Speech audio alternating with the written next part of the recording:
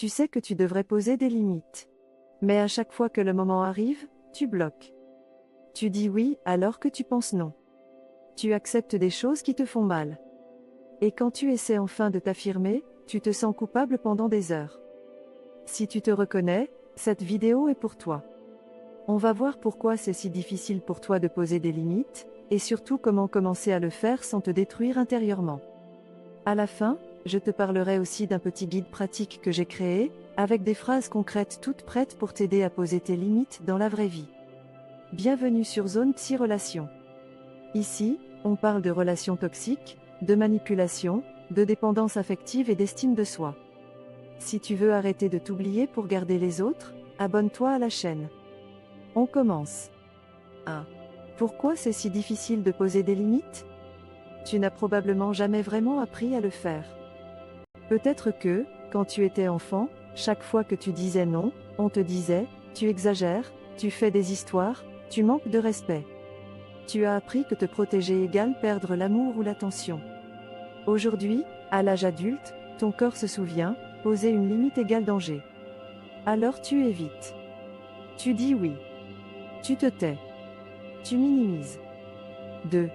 Sans limite, tu deviens la poubelle émotionnelle des autres quand tu n'oses pas dire stop, les gens qui prennent beaucoup prennent encore plus. Tu deviens la personne à qui on parle quand ça va mal, celle à qui on demande des services, celle qui comprend toujours, mais rarement celle qu'on protège en retour. Tu dis, c'est pas grave, je gère. Et à force de gérer, tu t'épuises, tu t'énerves en silence, tu te sens vide. 3. La culpabilité, l'arme principale contre tes limites. Dès que tu penses à refuser, une petite voix arrive, tu es égoïste. Tu exagères. Tu devrais être capable de faire un effort.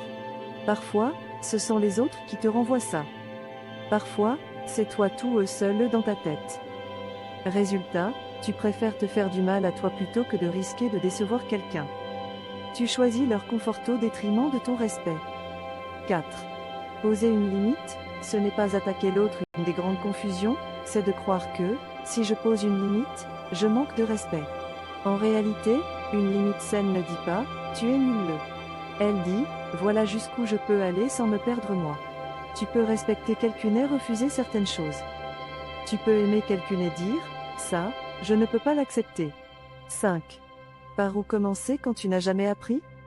Tu n'es pas obligé de tout révolutionner d'un coup. Étape 1, repérer là où tu dis oui alors que tu penses non. Note juste ces situations, au travail, en famille, en couple, avec les amis. Tu vas vite voir des patterns. Étape 2, préparer des phrases à l'avance. Le jour où tu dois poser une limite, ce n'est pas le moment d'inventer ta phrase. C'est plus simple si tu as déjà en tête formulation toute prête comme « Je comprends ce que tu demandes, mais je ne peux pas le faire maintenant. Je t'écoute, mais je ne peux pas être disponible à chaque fois sur le moment.